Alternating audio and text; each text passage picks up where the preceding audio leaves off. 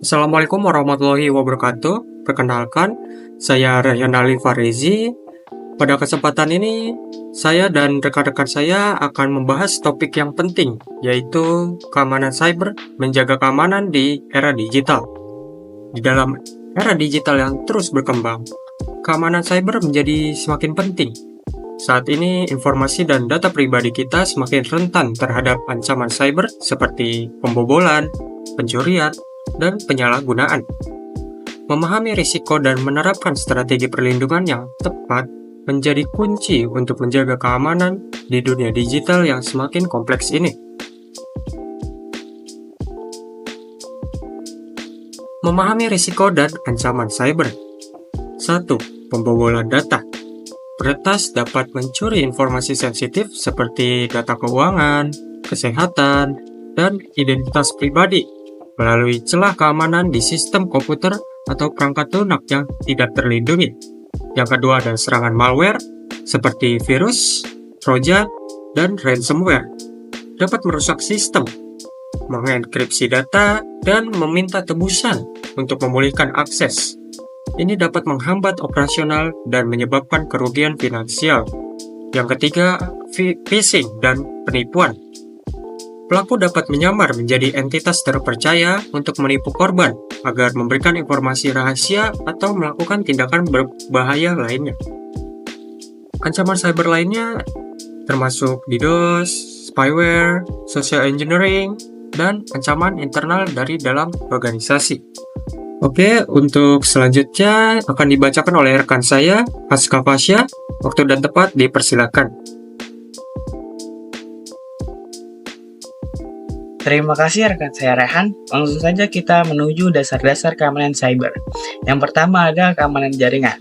Memastikan keamanan jaringan komputer dengan firewall, VPN, dan juga pemantauan lalu lintas jaringan yang ketat. Kemudian ada keamanan perangkat lunak, yaitu menerapkan pembaruan keamanan yang terbaru, menggunakan antivirus, dan juga menerapkan manajemen akses yang kuat. Kemudian ada keamanan data. Kita harus membackup data secara rutin, enkripsi data sensitif, dan juga pengaturan hak akses yang sesuai.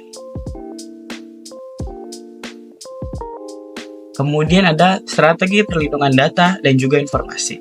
Yang pertama ada identifikasi aset, yaitu mendapatkan semua aset digital yang perlu dilindungi, termasuk data, aplikasi, dan juga infrastruktur. Kemudian ada analisis resiko, mengevaluasi ancaman dan kerentanan yang dapat mempengaruhi aset-aset tersebut. Kemudian ada implementasi kontrol, yaitu menerapkan langkah-langkah perlindungan seperti enkripsi, autentikasi, dan juga pemantauan aktivitas. Kemudian ada langkah-langkah implementasi keamanan cyber.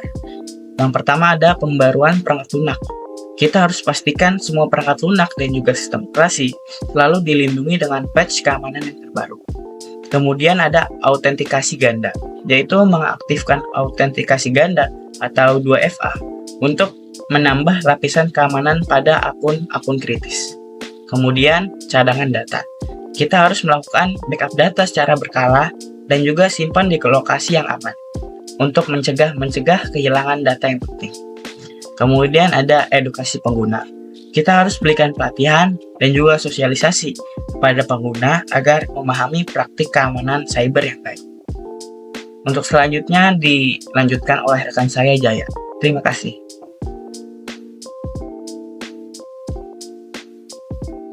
Baik, terima kasih. Saya akan melanjutkannya. Peran individu dalam menjaga keamanan cyber. Kesadaran keamanan. Memahami ancaman cyber dan praktik keamanan yang baik dapat membantu individu melindungi diri dan lingkungannya. Praktik keamanan pribadi. Menerapkan langkah-langkah sederhana seperti menggunakan kata sandi kuat, berhati-hati terhadap email mencurigakan, dan memperbarui perangkat lunak. Keterlibatan aktif. Melaporkan aktivitas mencurigakan, memberikan umpan balik, dan turut serta dalam program keamanan cyber organisasi. Menjadi agen perubahan, menyebarkan kesadaran dan mendorong orang lain untuk menerapkan praktik keamanan cyber yang baik.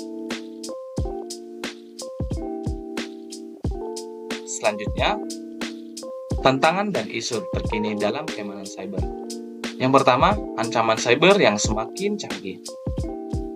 Pelaku kejahatan cyber terus mengembangkan teknik-teknik baru untuk menyusup dan memanfaatkan celah keamanan. Yang kedua, meningkatkan serangan cyber.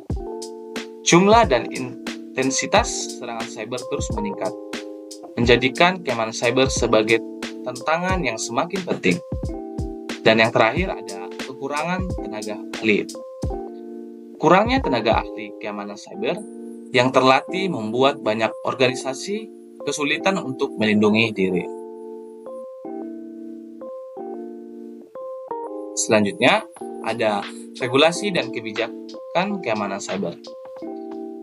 Regulasi perlindungan data pribadi, yaitu tujuannya menjaga kerahasiaan dan keamanan data pribadi. Contoh, GDPR atau Uni Eropa dan PDPA atau Indonesia. Keamanan infrastruktur kritis.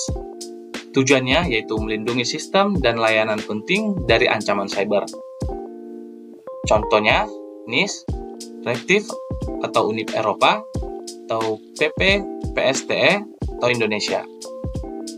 Yang terakhir ada kepatuhan industri, yaitu tujuannya menetapkan standar keamanan cyber untuk industri tertentu.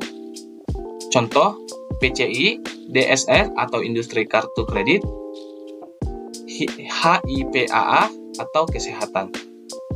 Mungkin sekian akan dilanjut oleh teman-teman saya yaitu Oke. Oke, terima kasih untuk Saudara Jaya. Dari sini saya akan melanjutkan presentasinya. Selanjutnya kita akan membahas studi kasus tentang penerapan keamanan cyber di organisasi. Yang pertama ada analisis resiko dan strategi perlindungan. Sebuah perusahaan besar biasanya melakukan penilaian komprehensif terhadap resiko cyber yang mengancam bisnisnya. Berdasarkan temuan tersebut, mereka mengembangkan strategi keamanan cyber yang mencakup pembaruan infrastruktur, perbaikan proses, dan peningkatan kesadaran karyawan. Selanjutnya ada implementasi kontrol keamanan.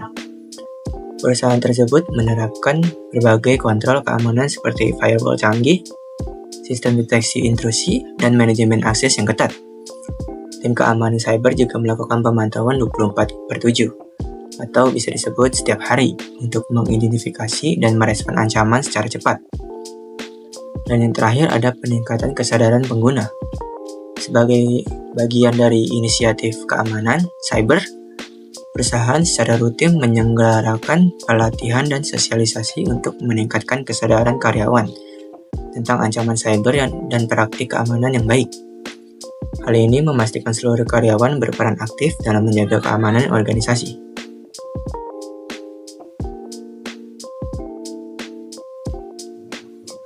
Oke, akhirnya kita berada di slide terakhir, dan untuk menutup presentasi kali ini, saya akan menyebutkan poin-poin penting yang sudah dijelaskan rekan-rekan saya sebelumnya di dalam kesimpulan dan rekomendasi. Poin pertama ada pentingnya keamanan cyber.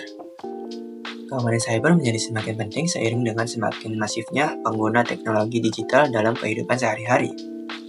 Memahami risiko dan menerapkan langkah-langkah perlindungan yang tepat adalah kunci untuk menjaga keamanan di era digital. Yang kedua ada pendekatan komprehensif. Penerapan keamanan cyber membutuhkan pendekatan yang menyeluruh, meliputi aspek teknologi, proses, dan sumber daya manusia. Organisasi harus menyusun strategi dan rencana aksi yang jelas untuk mengimplementasikan keamanan cyber secara efektif. Dan yang terakhir, atau yang ketiga, ada peran individu dan yang krusial. Setiap individu memiliki peran penting dalam menjaga keamanan cyber, baik di lingkungan pribadi maupun organisasi. Membangun kesadaran dan menerapkan praktik keamanan yang baik dapat berkontribusi besar dalam melindungi diri dan lingkungan dari ancaman cyber.